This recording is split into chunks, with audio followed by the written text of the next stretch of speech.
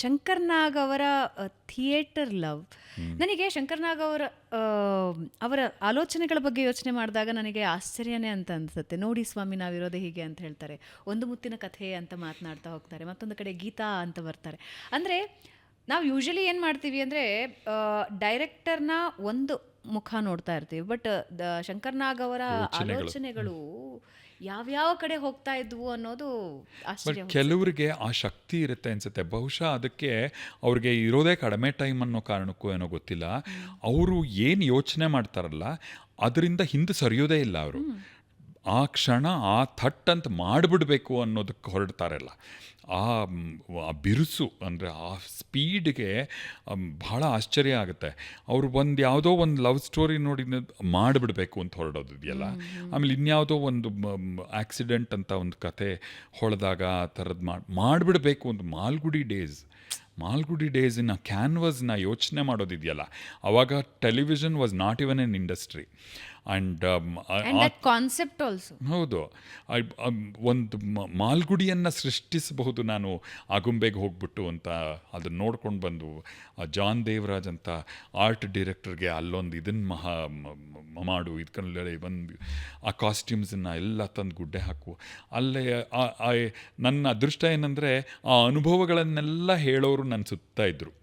Costumes ಮಾಡಿದ ಸುಂದರಶ್ರೀ ಅವರಾಗಿರ್ಬೋದು, ಇವರೆಲ್ಲರೂ ನಾವು ಹಿಂಗೆ ಓಡಾಡ್ತಿದ್ವಿ ಆಗುಂಬೆ ತುಂಬ. ಯಾವಾಗ ಅಂದರೆ ಅವಾಗ ಕಾಸ್ಟ್ಯೂಮ್ ಹಾಕೊಂಡು ಓಡಾಡ್ತಿದ್ವಿ.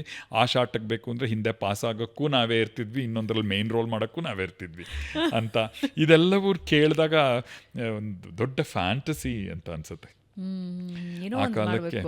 ಆ ಕಾಲಕ್ಕೆ ಒಂದು ದೊಡ್ಡ ಸ್ಟುಡಿಯೋ ಇರಲಿಲ್ಲ. ಈಗ ಯಾವುದು ನಮ್ಮ ರಾಮೋಜಿ ಸಿಟಿ ಅಂಥದ್ದಾಗಲಿ. ಸೊ ಇದನ್ನೆಲ್ಲ ಅವರು ಅಲ್ಲೇ ಆನ್ ದ ರಿಯಲ್ ಪ್ಲೇಸ್ನಲ್ಲಿ ಸೃಷ್ಟಿಸಿದ್ರು ಅನ್ನೋದು. ಚೆನ್ನೈನಲ್ಲಿ ಡಬ್ಬಿಂಗ್ ಮಾಡಬೇಕು ಅಂದರೆ ಚೆನ್ನಾಗಿ ಹೋಗ್ತಿದ್ದು ಅದನ್ನ ಸಂಕೇತ, ಅದನ್ನ ತಗೊಂಡ್ಬಂದಿದ್ದ ರೀತಿ, ಅದಕ್ಕೆ ಪಟ್ಟು ಕಷ್ಟ, ಅದಕ್ಕೆ ಕೂಡ ಹಾಕಿದ ದುಡ್ಡು, ಅಮೇಝಿಂಗ್ ಅನ್ಸುತ್ತೆ. ಶಂಕರ್ ನಾಗ್ ಅವರ ದೃಷ್ಟಿಕೋನ ಹೆಂಗಿತ್ತು ಜೀವನದ ಬಗ್ಗೆ ಅಂತ. ನಾನು ಇತ್ತೀಚೆಗೆ TVK ಪಕ್ಷದ ಯಶಸ್ಸನ್ನು ನಾವೆಲ್ಲರೂ ನೋಡ್ತಾ ಇದ್ವಿ. ಹೀಗೆ ನನ್ನ ಆಲೋಚನೆಯಲ್ಲಿ ಒಂದು ಬಂತು, ಈಗ ಅಫ್ಕೋರ್ಸ್ ಸೋಷಿಯಲ್ ಮೀಡಿಯಾದಲ್ಲಿ ಓಡಾಡ್ತಾರೆ, ಈಗ ಆ ರೀತಿ ಒಂದು ಯಶಸ್ಸನ್ನು ಗಳಿಸಬಹುದು ಅಂತ. ಕರ್ನಾಟಕದ ಪಾಲಿಗೆ ನಟರಿಗೆ ಅಷ್ಟು ದೊಡ್ಡ ಯಶಸ್ಸು ಇದುವರೆಗೂ ಸಿಕ್ಕಿಲ್ಲ. ಅಂದರೆ ಒಂದು ಇಡೀ ಪಕ್ಷನ ಕಟ್ಟಿ ಅಧಿಕಾರಕ್ಕೆ ತರೋದು. ಬಹುಶಃ ಶಂಕರ್ ನಾಗ್ ಅವ್ರು ಇದ್ದಿದ್ರೆ ಆಗ್ತಿತ್ತ ಅದು? ಅವರು ಆ ಥರ ಒಂದೇ ಒಂದು ಕ್ಷೇತ್ರಕ್ಕೆ ಇಡೀ ಮೀಸಲಾಗಿಟ್ಟು ಮೆತ್ಕೊಳ್ಳೋರು ಆಗಿದ್ರು ಅಂತ ನಂಗೆ ಅನಿಸಲ್ಲ. ಯಾಕೆಂದರೆ ಅವರು ಸಿನಿಮಾದಲ್ಲೇ ಎಷ್ಟೇ ದೊಡ್ಡ ಸ್ಟಾರ್ ಆದರೂ ನಾಟಕಗಳು ಮಾಡ್ತಾಯಿದ್ರು. ಥರ್ಡ್ ಬೆಲ್ ಹೊತ್ತಿಗೆ ಬರ್ತಾಯಿದ್ರು ಅವರು. ಯಾವುದಕ್ಕಾಗಿ ಯಾವಾಗಲೂ ಅರುಂಧತಿ ಅವ್ರ ಹತ್ರ ಬಯಸ್ಕೊತಾ ಇದ್ರಂತೆ. ಸೆಕೆಂಡ್ ಬೆಲ್ ಆದರೂ ಅವ್ರು ಬಂದೇ ಇರ್ತಿರಲಿಲ್ಲ, ಬಿಕಾಸ್ ಶೂಟಿಂಗ್ ಮುಗಿಸಿ ಬರಬೇಕಲ್ಲ ಅವರು.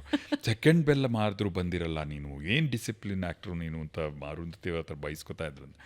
ಸೊ ಇದೆಲ್ಲ ಕೇಳಿದಾಗ ಅವರು ನಾಟಕನ ಬಿಟ್ಟು, ಸಿನಿಮಾ ಮಾಡೋದನ್ನು ಬಿಟ್ಟು, ಇದನ್ನೆಲ್ಲ ಬಿಟ್ಟು ರಾಜಕೀಯವಾಗಿಯೇ ನಾನು ಪೂರ್ತಿ ತೊಡಗಿಸ್ಕೊಳ್ತೀನಿ ಅಂತ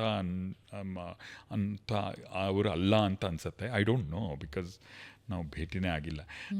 ರಾಜಕೀಯದಲ್ಲೂ ಇದ್ದರೂ ಕೂಡ ಬಹಳ ಸಕ್ರಿಯವಾಗಿ ಇದ್ದಂಥವ್ರು ಅವರು.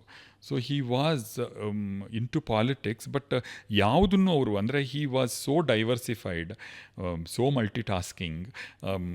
ಒಂದು ಕ್ಷೇತ್ರಕ್ಕೆ ಅವರನ್ನು ಅವರು ಕಟ್ಟಾಕೋತಾ ಇರಲಿಲ್ಲ ಅಂತ ಅನ್ಸುತ್ತೆ. ಯಾಕೆಂದರೆ ನಾನು ಯಾಕದಕ್ಕೆ ಹೇಳ್ತಿದ್ದೀನಿ ಅಂದರೆ ನನ್ನದು ಅದೇ ಇರ್ತಿದೆ.